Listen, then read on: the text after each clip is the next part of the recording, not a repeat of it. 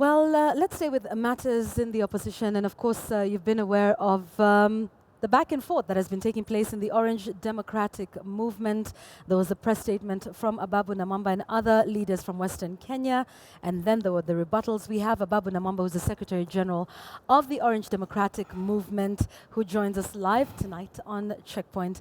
Mr. Secretary General, thank you for joining us. Asante sana. It's always a pleasure having you on Checkpoint. Thank you. So let's start by talking about, that press conference that was held last week. You talked about mistreatment by ODM top brass. I know you laid that out, but if you could do that again, just for us here on Checkpoint. Many saying you are the top brass of the party, but then you are being sidelined. Is that the case? Yeah, first of all, let me correct an impression because, I mean, it has been there has been a deliberate attempt to sort of wrongly paint this to be an Ababu matter. Okay. Yet, when you looked at that press conference, there were 9 of us. Mm-hmm. We were led to that press conference by the National Vice Chairman, Dr. Paulo Tuoma, who indeed is the person who read that statement. Mm-hmm. So I want, first of all, this point to be made absolutely clear, that this was a position taken by 9 elected leaders of ODM. It is not a position of Ababu as a person. And the sentiments in that statement are sentiments that I share, because I signed that statement as part of the leadership. Yeah. And so this attempt to isolate Ababu, profile Ababu, make this an Ababu matter, really is a lost cause. Now, coming to the issues raised there, because there are very weighty issues raised in that statement, there were basically 3 issues. One is the issue of consultation. Leaders are saying we want to be consulted more. Right. And that if we are consulted more, then we'll feel part of what goes on in our party. Secondly, leaders are saying that we want to be taken more seriously. Don't take us for granted. And taking us seriously means that when you're coming to our areas, involve us. When you're making critical decisions about the party, involve us, engage us.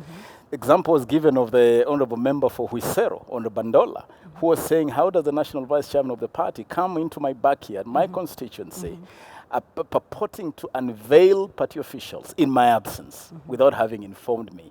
It is disrespectful, and it's discourteous, and it's basically a looking down upon a leader. Okay. The last issue was about the office of the Secretary General. Yeah. And the statement was saying, you cannot have an office that has been stripped of all authority to execute the mandate of that office, so that you have an office basically by name. And if you have an office basically by name, you should not expect any results out of that. Okay, let's talk a little bit about that, because the functions of the Office of the Secretary General and the introduction of some of these other offices that you say are possibly making the Office of the Secretary General of the party a lame duck, some of these functions were ratified at Bomas of Kenya, were they not? After the Naivasha meeting.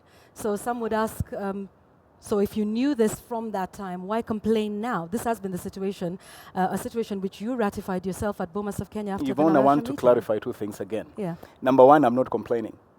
Okay.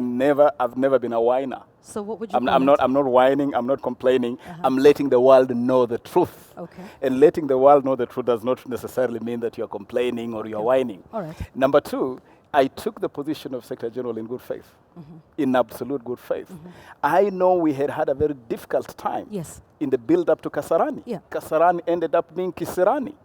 I was poised to win this position of Secretary General by landslide. They say dalili ya mvua ni mawingu. All signs pointed to a landslide victory for me. The men in black disrupted that election. We took almost 1 year to sort of make peace and come back together. and ultimately, when we struck this deal in Naivasha, I believed that the venom, the poison, the war that had sort of was the backdrop to Kasarani was all something of the past. But then again, you agreed to the Secretary General and the addition of the other organs of the party that you now say, not complaining, but now letting the world know that the office of the Secretary General is being usurped. Basically, but yet you agreed to it. When certain positions are created. Right.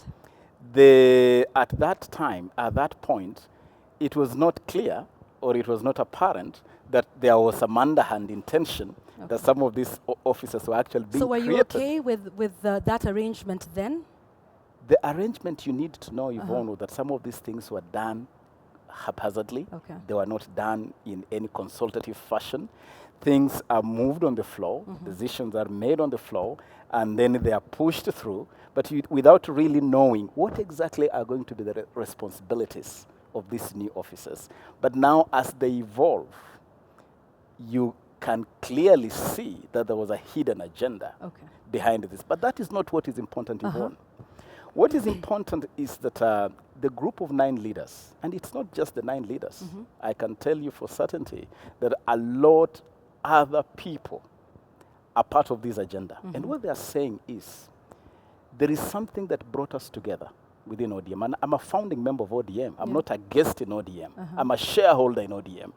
And something brought us together, certain high ideals: democracy, justice, consultation, inclusivity.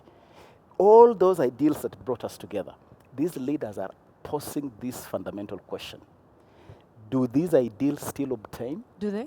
Are these ideals still driving the movement? In your view, do they? When people feel that they're not included, is inclusivity still an idea that drives us? When people feel that certain decisions are not democratically arrived at, is democracy, the high ideals of democracy, still guiding us? Let me give you 2 examples. 2 quick examples, and then you can move on. Yes, please. The other day, we suffered what I believe to have been an embarrassment when we purported to appoint Helen Sambili to represent court in the negotiations over IBC. What did she do? She threw the appointment right back into our faces. And the question was, how was this decision made? Why was there no consultation that would have avoided this kind of embarrassment? That is just an example. All right. Yes. I'd like us to move quickly, because there's also the allegations from within the party that you are, an absentee leader of the party. Case in point, we have the protests, the anti-IBC protests. Some would say even the Okoa Kenya rallies that were taking place around the country. You were conspicuously absent from any of the press conferences that were made by your party. We call that. Also, on the streets, many would expect that the Secretary General of a party like ODM would be present on the streets. And you are now being accused of not being absent. My question is, do you agree with the protests, the way in which they were carried out by your party? Do you think IEBC has issues and needs sorting out? And why are you not on the perhaps Joint Select Committee? Yvonne, let me first of all clarify one thing. My capacity is not in doubt. I was not baptized general in ODM for nothing. I was baptized a general in this party because of my performance. And I am one person in ODM who does not need to prove my performance. I have proven myself. I have earned my stripes, as they say in military terms. What we are talking about here is a scenario which the English call nitpicking. People are doing what is called nitpicking. Because if you talk about IEBC, I am the first person within the code fraternity to raise the red flag on IEBC. You hosted me in this studio, Yvonne, when I was chairman of the Public Accounts Committee. At that time, I had just initiated an inquiry by the Public Accounts Committee into the IEBC. That report is already in the National Assembly. I am the first person to actually start an inquiry into IEBC. My position as to the need, the necessity, the urgency to restructure IEBC, to reform IEBC, is not in doubt. What I do not agree with, that you can reform a constitutional organ using unconstitutional means. I will never agree with that. I will never support that. I do not support violence in any form or characterization. Do I support reforms in IEBC? Oh yes, absolutely. Do I support peaceful protest as enacted in Article 37 of the Constitution? Absolutely. But the Constitution is very clear. Peaceful and unarmed. Incidences of violence, incidences of destroying property, incidences of death, whether that is being caused by citizens or by the police, is a no-go for me. All right. So do you agree with the way in which some of the party members then were out on the streets? Do you think that they conform to Article 37, that they were peacefully protesting and were peaceably and unarmed during those protests? In other words, do you agree with the manner in which the protests were carried out? Yvonne, I led a peaceful protest. the most peaceful protest in this whole process is one I led in Kisii. I led that protest. But another fundamental question I want you to ask, if indeed we want to do an inquisition of who was and who was not in these protests, how come this protest was confined to only small pockets of the country? How come?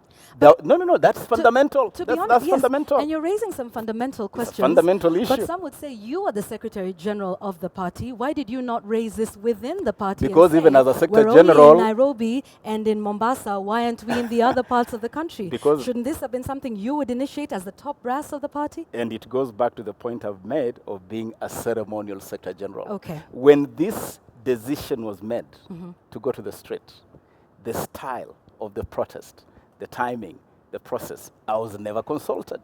I was never involved.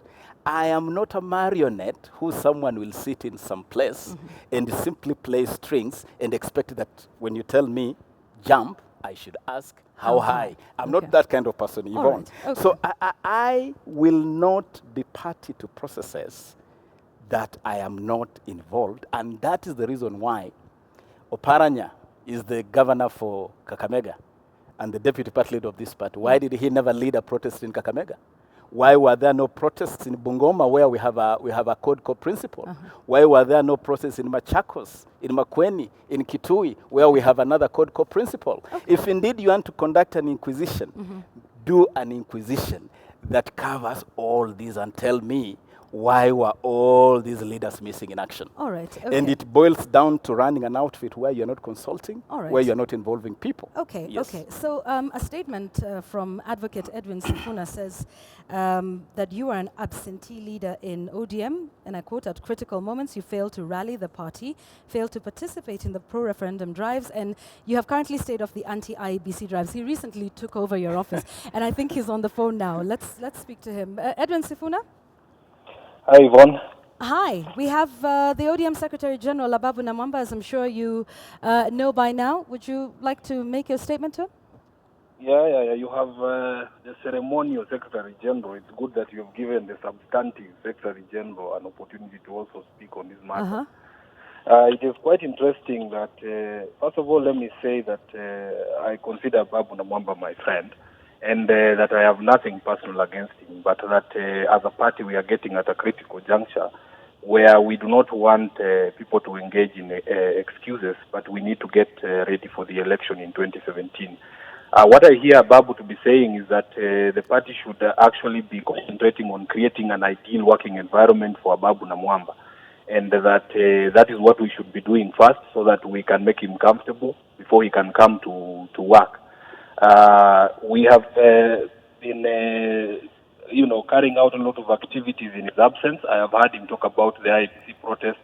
And if you listen to the language that he is using, the language that Ababu is using is the very same language that Jubilee leaders use against this legitimate protest. Because why would a learned friend like Ababu call what has been happening an unconstitutional process of removal of the IEBC commissioners when he is very well aware that what has been going on is a constitutional process? This is a process that is protected by the Constitution. If indeed he has reservations about how the protests have been carried out, it is his responsibility. And you've seen other leaders in ODM and in CODE even coming up with suggestions on how best we can carry out this protest without causing any damage to property and injury to our party members. So you have seen the introduction of peace marshals, for instance, during this IEBC protest. These are ideas that have come from leaders who are keen to see the party succeed in what it is doing. You don't sit somewhere, don't participate in a process, and then you will come and complain that it is not being done in accordance to All right, Edwin, I'd like to ask you, because you recently went to his office at Orange House, and you staged what some would call a bloodless coup, and you want to take over his position, even though that has been criticized by the organs of the party. So is it your statement today that you want to take over Ababu Namwamba's position at ODM? I already took over that particular position, and it cannot be a coup where there is no leader. That office was vacant, and it has been vacant for the past 18 months. Okay. We as a party, our constitution, and you should know that I read constitutions and the laws for a living. I know that the constitution of ODM places supremacy in the membership of a party. And the statement that I heard from the executive director, Mr. Odworo, pointed to structures and procedures in the party. But it, just like our national constitution, we anticipated a situation where these structures and procedures would become a hindrance to the achievement of what the membership would want to do. Because this problem about the absentee Secretary General has been a problem for the past 18 months. Okay. Where have been these processes and procedures been to resolve the issue? So that if the membership, yes. We have a very short amount of time, and I think you've made your point. I would like Honorable Ababu Namwamba to respond to what you've just said, please. Yvonne, I'll just say two things quickly so that we don't waste too much time on nothing, really, because this is nothing. There are no issues here. Number one, the action taken by Edwin Sifuna is an illustration of the bad manners in ODM that I have been committed to cleaning up. Anarchy, impunity, disrespect for the constitution and established order of doing things. It's one of those things that we must reform in the party. Right. And he's not the first one, by the one, to do it. When Magerer left ODM, another person, I believe it was Wafula Buke, attempted to install himself as executive director. So it's a tradition of bad manners. But back to what Edwin is saying, first of all, I would ask, who is Edwin Sifuna? Who is Edwin Sifuna? In the structure of the party, in the leadership of the party, I know no character called Edwin Sifuna. And I will not respond to a character who holds no official position. I don't know who he is. I don't know who he's speaking for. He's in the dispute resolution I will not of your party. I'll really respond. Do you not recognize No, that role that he plays in ODM? No.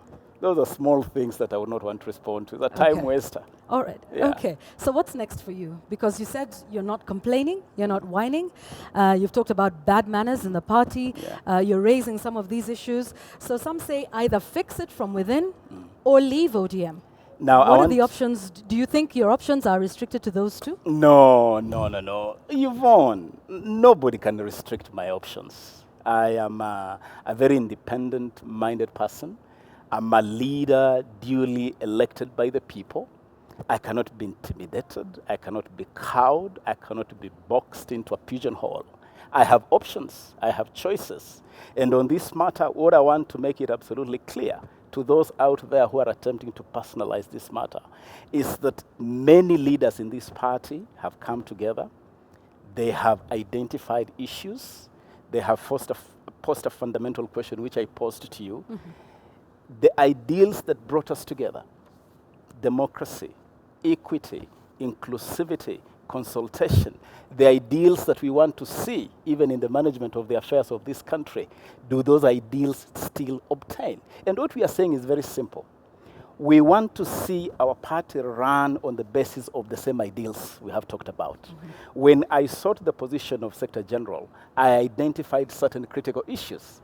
Among those critical issues was the nomination mess that always encumbers us, always bursts our balloon, as it were. And by the way, you look at some of the things I have done since I became Secretary General. My first act was to preside over the by-elections in Kajiado Central and Mathare constituency. And I did a splendid job.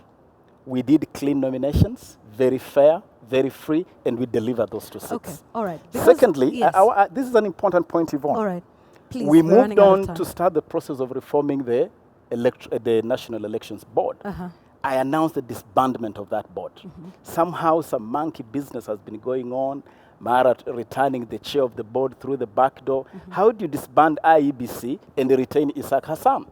Unless really you are not serious about reforms. And so what we are saying is that there are critical issues on the state of our party. These issues should be sorted out. And if we listen to each other, then we can sort out these issues. Okay. If we don't listen to each other, then we can sit back and say, let us leave everybody to fate. And fate means what? Because what it sounds like you're saying is that ODM isn't living up to the ideals, that you once thought inclusivity, democracy, and consultation from within. if you get to a point and you feel like you are not being heard constantly, because Kenyans are saying, you're coming to us and you're part of the top brass of the party, which is all well and good, but if it comes to a point where you think you're not being listened to anymore and you won't make any headway, what will you do then? Will you leave ODM? I'm not leaving ODM. What I can tell you for certainty is that the position of Secretary General is a position in the leadership of this party. Right. I came to this position with very good credentials. And as I've said, my performance in the past, my performance in Parliament, my performance in the field through processes like ODM Reloaded, and me, the very high title, there's nobody else in this party called General. And I'm not called General for nothing. I'm General because I have led and led from the front without fear, without any prevarication. And I want to serve in a similar manner as Secretary General of this party. And if it no longer is tenable? If it is no longer tenable to serve in this position, then I certainly would not continue to hold this position. Okay. Absolutely. Would you then leave the party? It does not mean, Yvonne, if you're listening to me, it's a question. I have served ODM previously superbly without any official portfolio. When I was leading ODM Reloaded, when I have fought superbly on the floor of Parliament, go, for instance, into the archives of this party. Okay. I led the charge against the Security Laws Amendment Bill in the House. My answer is this. It does not mean that when I'm not Secretary General of this party, I cannot continue to serve the party in the capacity of an ordinary member. Would you continue to serve the party in an ordinary capacity if suddenly these ideals that you say you hold dear and that ODM should have, it's a question of... I get you. Yes. And let me answer you. The ideals of the party, if they no longer speak to you, would you then want to continue to be associated with a party whose ideals you do not Yvonne, I have the habit of crossing a bridge when I come to it. Okay. When I get to that bridge, I certainly will cross it. Can you tell us where you'll be crossing to? That is the bridge. That is the bridge, Yvonne. But the bridge must lead to somewhere. Yeah, that's what I mean. Right? That's the bridge. And when we get to that bridge, I have faith. I have a level of confidence that if we want to make our party better, we want to strengthen this party, if we know that the business of a political party is not to remain rooted in the opposition, the business of a political party is to seek to capture and exercise political power to the benefit of citizens. Then we'll address these issues so that we can go into the next elections prepared to capture power. Yeah. And you still think you can capture power? Why not? You still think Raila can be president in 2017? Why not? Would you run for president under ODM in 2017? What makes the other presidential candidates better than Ababu Namwamba? Okay. If the other candidates can be presidential material, Ababu Namwamba is certainly presidential material. Okay, we'll leave it at that for now. Thank you very much, Secretary General of the Orange Democratic Movement, Ababu Namwamba, on the recent wrangles, as it were, in the party. He's been giving us his views on that, and also you don't want to miss my take on that. My editorial at the end of the show is about what is going on within ODM, and indeed what is going on within political parties in the country. Let's move